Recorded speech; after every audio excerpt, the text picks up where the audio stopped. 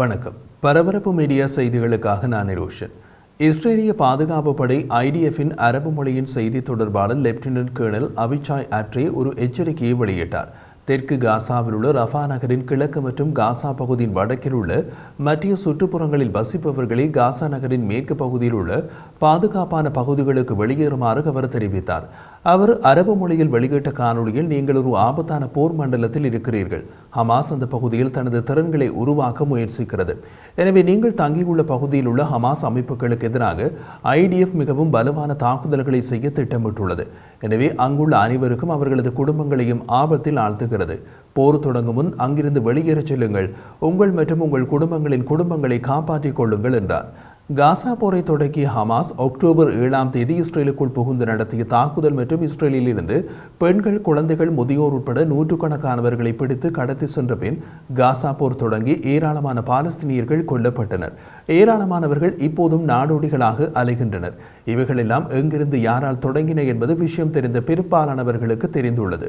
புரியாதவர்கள் மிக குறைந்த சதவீதமே. நடப்பது அவர்களுக்கு புரிவதற்கு வாய்ப்பே இல்லை. IDF-இன் செய்தி தொடர்பாளர் அவரது அறிவிப்பில், கிழக்கு ரஃபாவில் அண்மைய நாட்கள் மற்றும் வாரங்களில் ஹமாஸால் தாக்குதல்கள் நடைபெற்று வரும் மேலும் பல சுற்றுப்புறங்களை காலி செய்யுமாறு கூறினார். கிழக்கு ரஃபாவை IDF கைப்பற்றுகிறது என்று கூறிய அவர், எந்த ஒரு நாடும் தமது நாட்டுக்குள் ஓடி வந்து பெண்கள், குழந்தைகள் மற்றும் வயதானவர்களை பிடித்துக் கொண்டு ஓடும் நபர்களை மனிதர்களாகவே கருத மாட்டார்கள். முன்பு காட்டுமிராண்டிகள் அப்படி செய்தார்கள் என்று சரித்திரத்தில் படித்திருக்கிறோம் என்றார். இஸ்ரேலுக்குள் புகுந்து பிடித்துக் கொண்டோடி ஹமாஸ் பணிய கைதிகளாக கூண்டுகளில் அடைத்து வைத்திருக்கும் பல பெண்கள், முதியவர்கள், குழந்தைகள் ரஃபா நகரில் உள்ளதாக கூறப்படுகிறது. நேற்று IDF டேங்கல் ரஃபா நகரின் கிழக்கு பகுதியை சூழ்ந்தன. இஸ்ரேலிய ராணுவம் ரஃபா நகரத்தை பிரிக்கும் பிரதான சாலையை கைப்பற்றிய பின்னர் தெற்கு காசா பகுதியில் உள்ள நகரவாசிகளின் கூற்றுப்படி IDF மற்றும் ஹமாஸ் இடையே கடுமையான போர்கள் நடந்தன. அதன்போது இடைவிடாத வெடிப்புகள் மற்றும் துப்பாக்கி சூடுகளை அவர்கள் விவரித்துள்ளனர். போர் நடக்கும் பகுதியில் எல்லை வேலி மற்றும் நிலத்தடி சுவரை நோக்கி சுரங்கங்கள் அமைக்கப்பட்டிருந்தது கண்டுபிடிக்கப்பட்டது.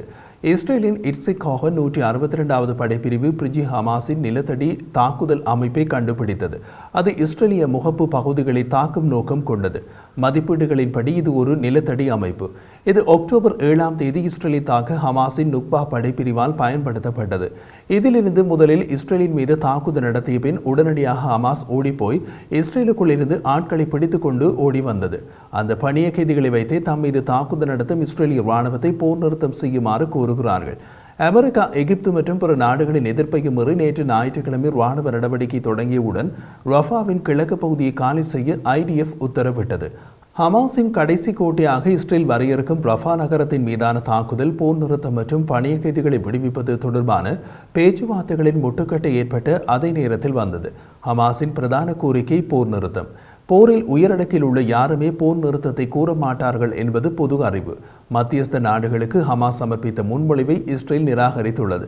அதில் சில கோரிக்கைகளை கடினப்படுத்துவதும் அடங்கும்.